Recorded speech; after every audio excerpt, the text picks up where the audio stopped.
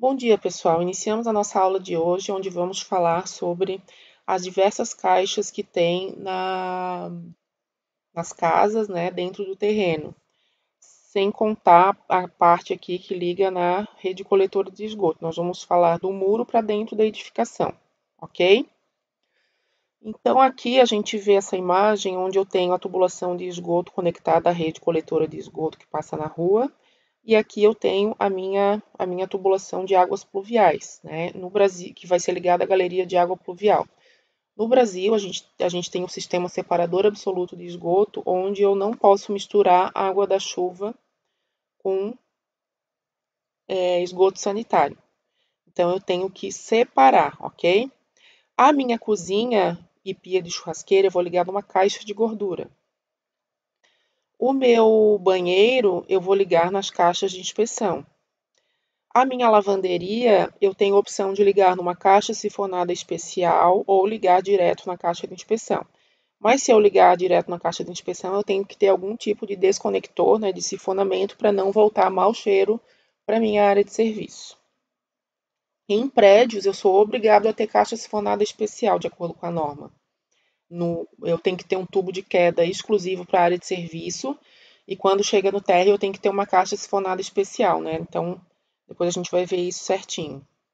Mas numa casa, assim, tipo uma casa sozinha, num terreno, né, uma casa unifamiliar, uma residência unifamiliar, eu não obrigatoriamente tenho que ter a caixa sifonada especial, mas é bom eu colocar, tá? Muitas vezes há uma confusão de nomenclaturas. Por exemplo, aqui ó, o 2 está sendo chamado de caixa de passagem, tá?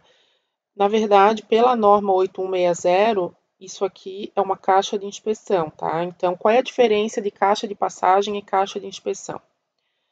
A caixa de passagem ela é destinada a permitir a junção de tubulações do subsistema de esgotamento sanitário. Ou seja, só uma junção, ela não vai permitir a desobstrução, limpeza, inspeção, etc. Às vezes ela até é fechada, ela tem uma tampa cega que eu não consigo nem abrir.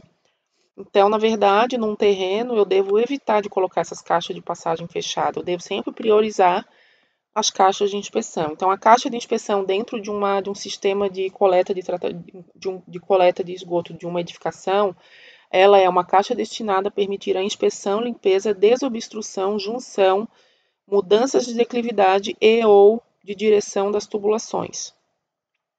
Então, eu tenho que colocar essa caixa de inspeção nesse tipo de local aqui, onde eu vou recolher o esgoto de banheiro, o esgoto que vem da caixa de gordura, depois que passou pela caixa de gordura também vai para a caixa de inspeção, e o esgoto da área de serviço, né? E nunca posso jogar o esgoto da área de serviço, pessoal, no pluvial, tá? Tem pedreiro que costuma fazer isso, mas isso não está correto, porque esgoto de lavanderia eu tenho que tratar também, ele também tem matéria orgânica, tá?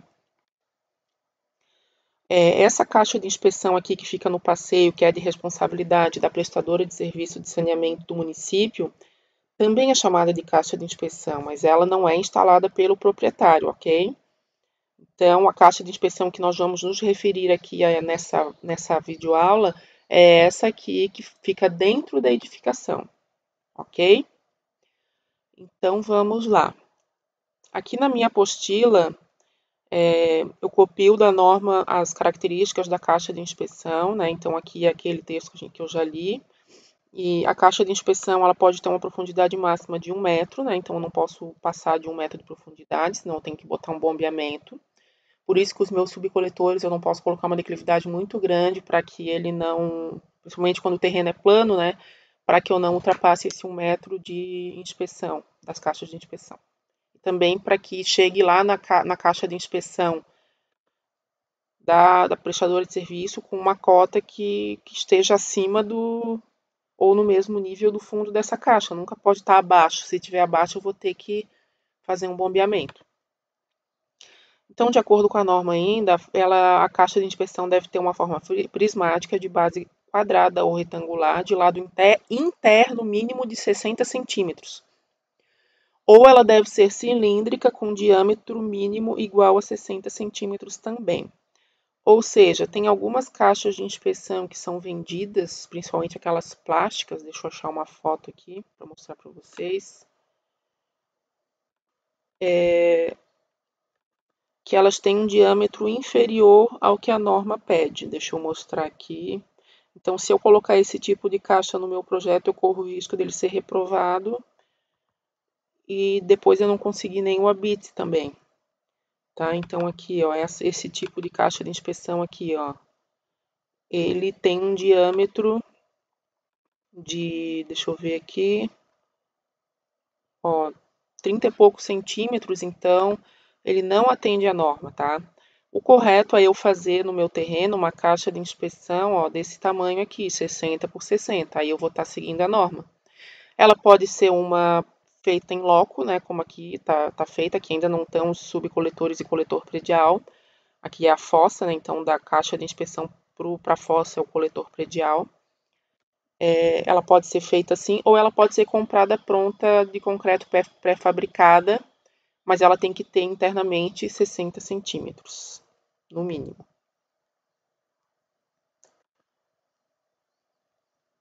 Tem que ter uma tampa facilmente removível, permitindo perfeita vedação. Fundo construído de modo a assegurar o rápido escoamento e evitar a formação de depósitos. Então, aqui, ó, no fundo da minha caixa de inspeção, eu tenho que fazer essas calhas aqui, ó, que vão direcionar o esgoto da entrada para a saída da caixa de inspeção,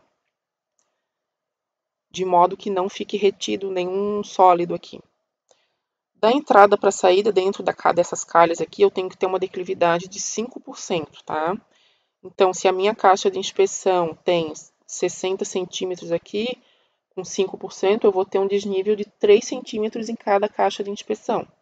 Então, também não devo colocar várias caixas de inspeção no meu terreno, porque eu também vou ficar aprofundando muito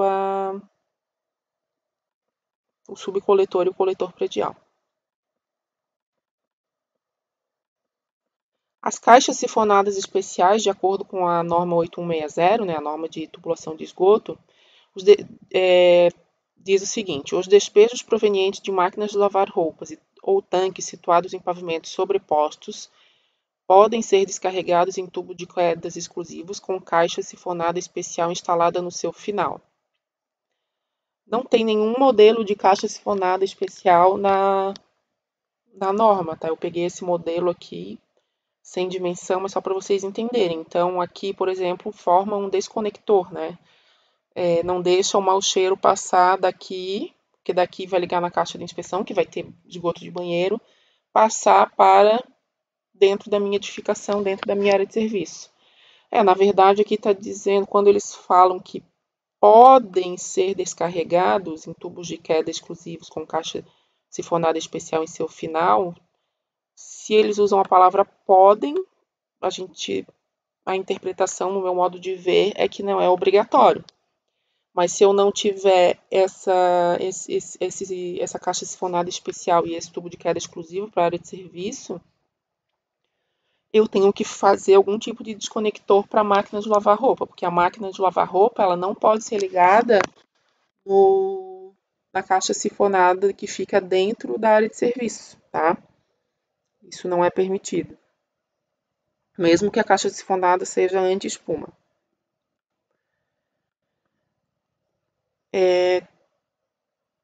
Caixas de gordura. Então, as caixas de gordura eu tenho 4 tipos, tá? Então, eu tenho a caixa de gordura simples, a pequena, a dupla e a especial. Assim, para a coleta de apenas uma cozinha ou pia de churrasqueira, eu posso utilizar a caixa de gordura pequena ou a simples. Para a coleta de 2 cozinhas, eu posso usar a simples ou a dupla. Para a coleta de 3 a 12 cozinhas, deve ser usada a caixa de gordura dupla. Apenas a dupla. Para a coleta de mais de 12 cozinhas ou ainda para cozinhas de restaurantes, escolas, hospitais, quartéis, devem ser previstas caixas de gordura especiais, que têm um dimensionamento, tá?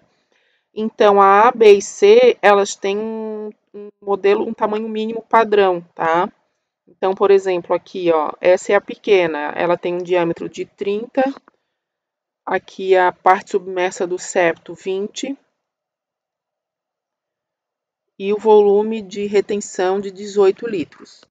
Então, a gordura, pessoal, ela fica aqui depositada na parte de cima, tá? E de vez em quando eu tenho que fazer uma limpeza disso aqui. Eu tenho que abrir essa tampa e remover essa gordura. Aí o esgoto passa por aqui, por baixo e sai por aqui. Então, teoricamente, não é para a gordura sair. Porém, se eu jogar uma água fervendo aqui, o que vocês acham que vai acontecer? A gordura vai derreter e vai sair. Então, eu não devo fazer isso, né? Quando começa a entupir a minha tubulação, eu tenho que abrir a caixa de gordura e esvaziar a caixa de gordura, jogando o que eu tiro da caixa de gordura no lixo, tá? Então, os sólidos que eu vou tirar da caixa de gordura, eu vou jogar no lixo.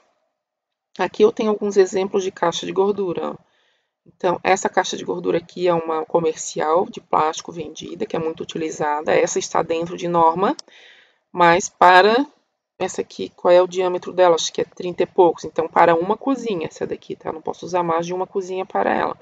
Essa aqui já é uma de concreto feita em loco. Essas caixas de gorduras plásticas, tá? Então, elas têm esse cesto aqui que facilita a limpeza. Então, eu retiro o cesto. Deixa eu ver uma outra imagem aqui legal para mostrar para vocês. Eu retiro o cesto, ó, e jogo os meus resíduos no lixo, tá? Então, ela facilita.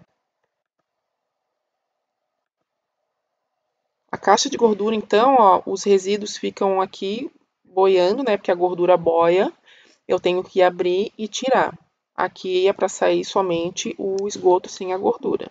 Isso aqui vai para a caixa de inspeção de esgoto junto com os banheiros e área de serviço e vai ou para a rede pública ou para o tratamento individual feito no local com fossa. Aqui, pessoal, é uma caixa de gordura para ser limpada, ó. Então tem que tirar essa escuma que fica em cima e desobstruir essa caixa. Aqui é uma caixa de gordura de alvenaria, ó. Aqui é o septo, a entrada e a saída.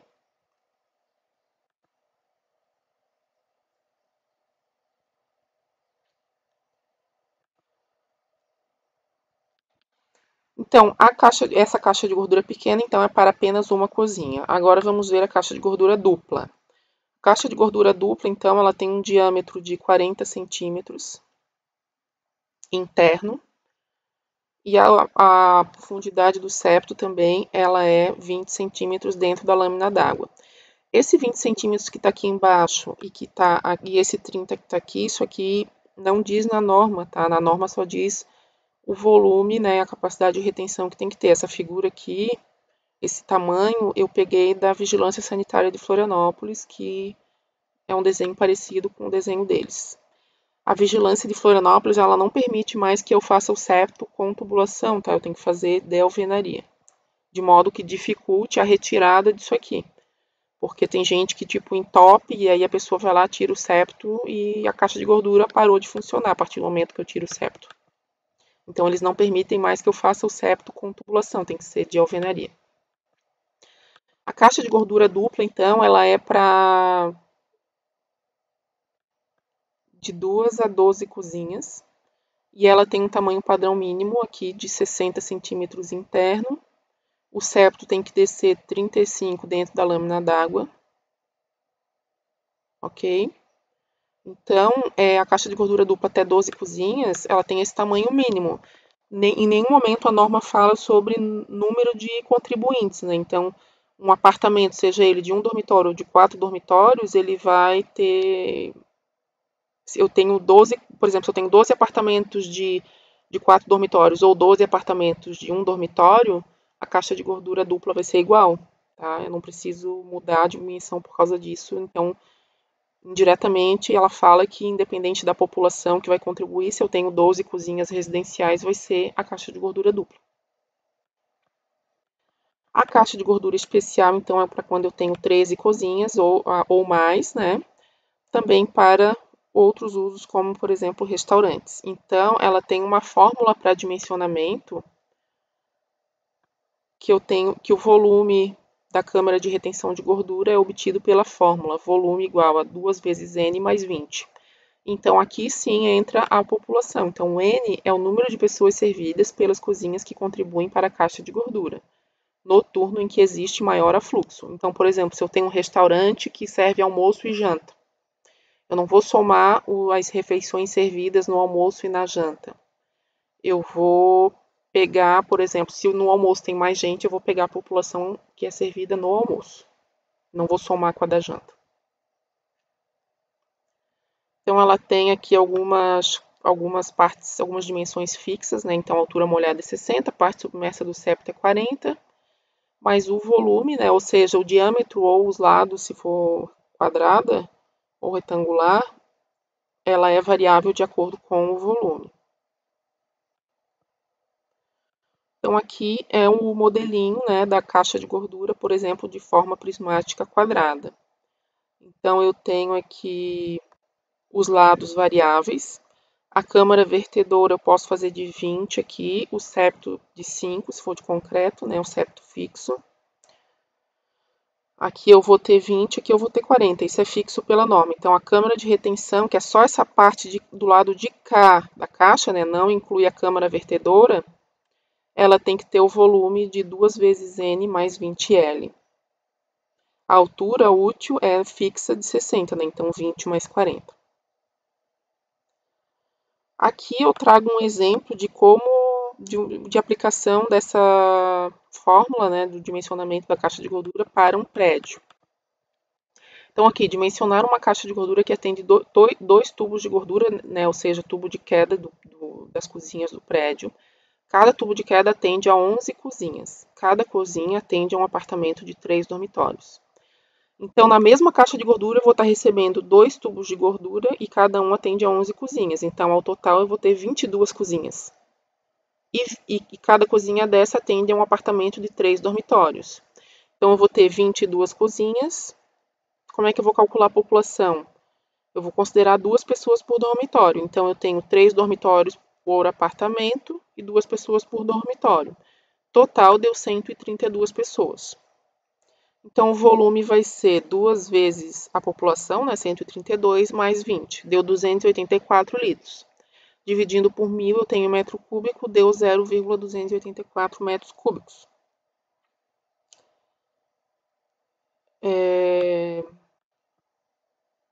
Agora, o que eu tenho que fazer, gente? Eu vou me basear nessa figura aqui, ó. Eu tenho que aqui a câmara de retenção, que é onde eu vou ter o meu volume útil, tá?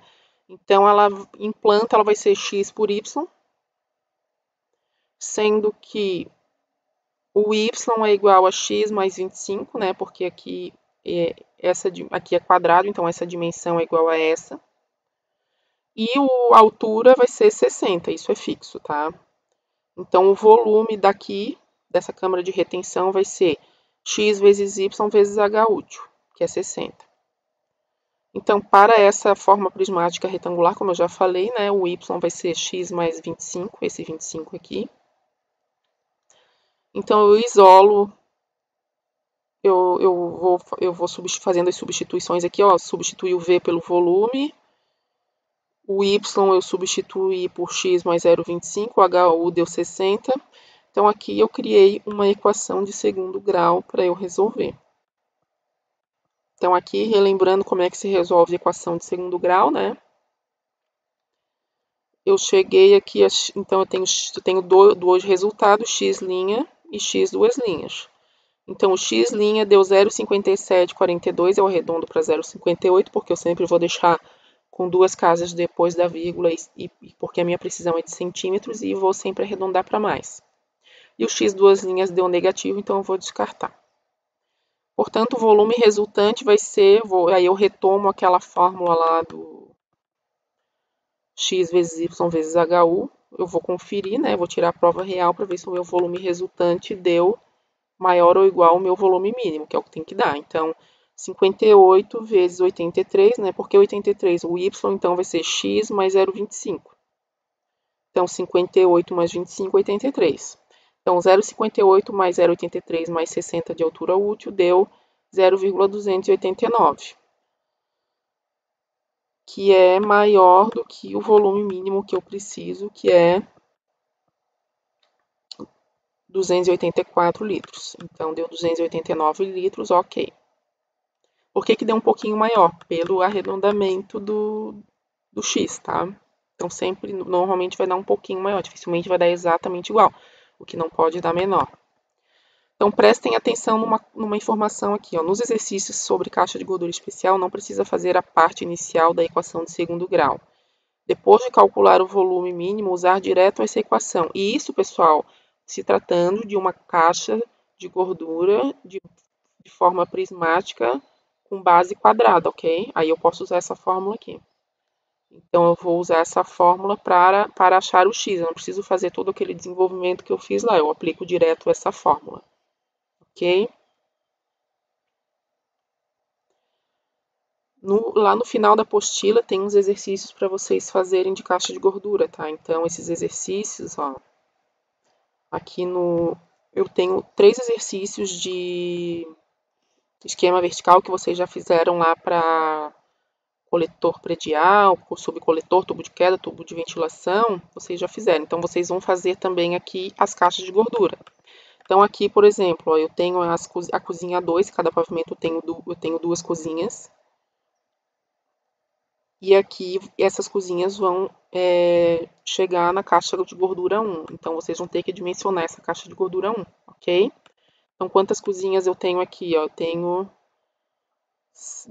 Cada pavimento eu tenho 2, eu tenho 7 pavimentos tipo, então eu vou ter 14 cozinhas. Portanto, aqui tem que ser caixa silfonada especial, ok? Tem que ser dimensionado.